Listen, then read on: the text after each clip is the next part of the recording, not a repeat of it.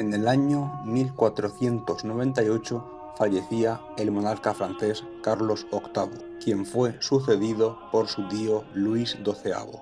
Luis tenía fuertes pretensiones en Italia, pues él era nieto de Valentina Visconti y por tanto tenía fuertes reclamaciones sobre el ducado de Milán, el cual por aquel entonces estaba regido por el duque Ludovico Moro, de la casa Sforza.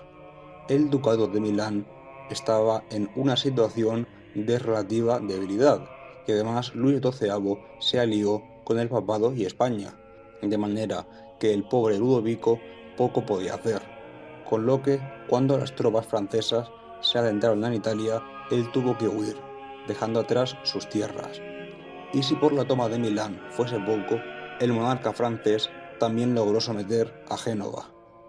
Pero esto no era suficiente para colmar la ambición del monarca francés, y este puso sus ojos en Nápoles, territorio que se disputó contra las tropas hispanas, y aunque su ambición era grande, la fuerza de su ejército no lo fue tanto, y los franceses fueron vencidos en las batallas de Seminara, Ceriñola y Garellano, dejando por tanto a la monarquía hispana el control de Nápoles. A pesar de las hostilidades, tanto el monarca Fernando de Aragón como Luis de Francia estaban dispuestos a poner fin a las disputas con una tregua, con lo que se firmaron diversos tratados en Blois y Lyon en torno al 1504 con la idea de iniciar esa tregua. Ambas facciones tuvieron una relación amigable y llegaron a colaborar en ciertas campañas en Italia.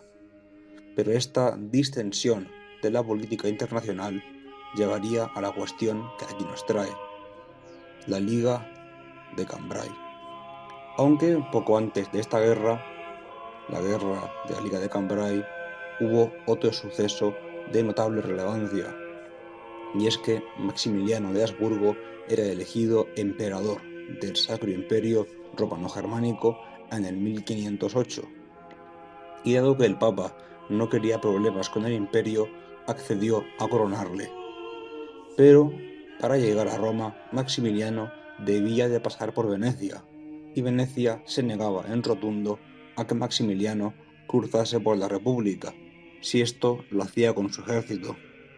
Sin embargo, este cruzó igualmente, cosa que llevó a una rápida guerra entre Venecia y el imperio. Esto llevó a Venecia a tomar el puerto imperial de Istria. Pero Francia, que era aliada de Venecia, no recibió nada con la guerra, con lo que Luis se vio ofendido, de manera que la Serenísima República se había puesto en contra tanto al recién coronado Maximiliano como a Luis de Francia. Venecia había pasado previamente por una angosta guerra contra el creciente Imperio Otomano, cosa que la dejó tremendamente debilitada. Ante esto, Venecia deseaba restaurar su poder, con lo que, aprovechando la debilidad del control papal en la región de Romaña, lanzó una invasión, con la que ocupó la región, pero poco después de esto ascendería al cargo de papa Julio II, quien tenía la ambición de restaurar el poder papal en Italia.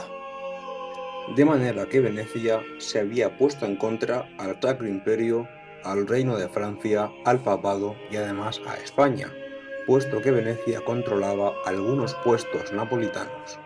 Y además recordemos que la monarquía ibérica tenía buena relación con Francia, por los tratados de Blois y León antes mencionados, con lo que no tenía ningún reparo en actuar conjuntamente con Francia, de modo que estos estados se unieron contra Venecia en la Liga de Cambrai en el 1508.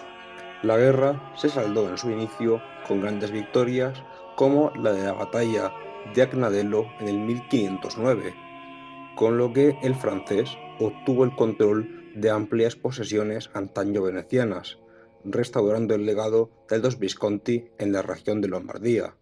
Fernando de Aragón, por su parte, logró tomar el control de los puertos que deseaba y el Papa Julio II había logrado recuperar la Romaña.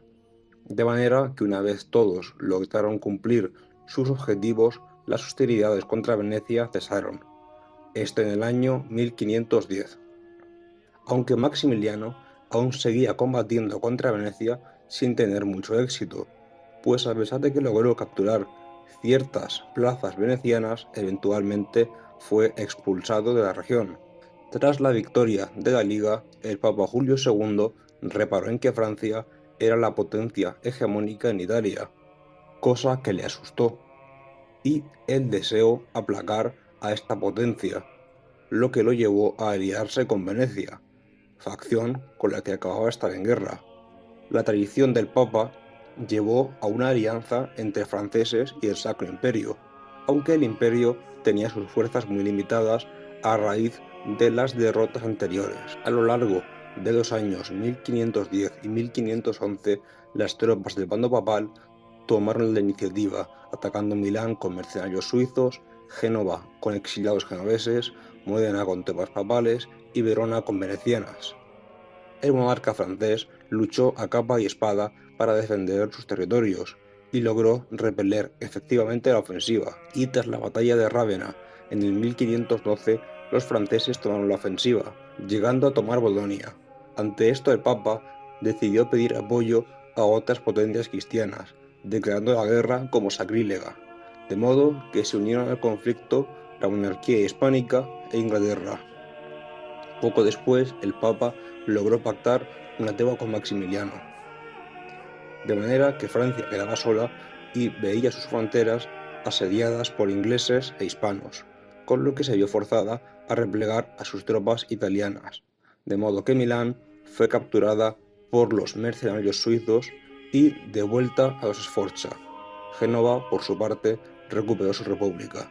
Además, se estableció en un tratado que Venecia debería de ceder algunas posesiones al Sacro Imperio, con el objetivo de que éste aceptase al nuevo duque de Milán, además de algunos otros cambios territoriales en Italia. Esto ocurrió en el 1513.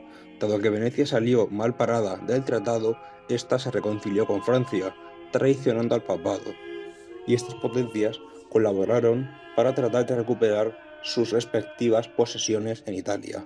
A pesar de la unión entre ambas potencias, fueron vencidas en la batalla de Novara en el 1513 por los mercenarios suizos, de manera que ante la posibilidad de una nueva invasión por todos los frentes, Francia y Venecia decidieron pactar una paz contra sus adversarios, quienes aceptaron pues el Papa deseaba iniciar una cruzada contra el turco.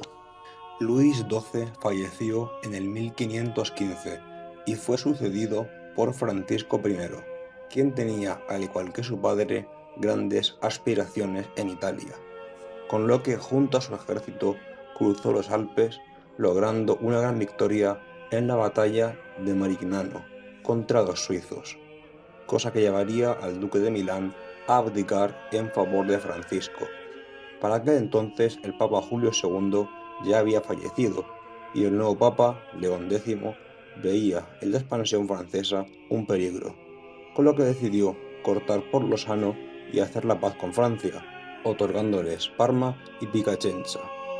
En el 1516 fallecía Fernando de Aragón, de manera que su nieto Carlos heredó sus reinos, entre ellos el de Nápoles, y este impulsó la paz con Francia a través del Tratado de Noyon, donde se establecía que Milán quedaría bajo control francés y Nápoles bajo control español.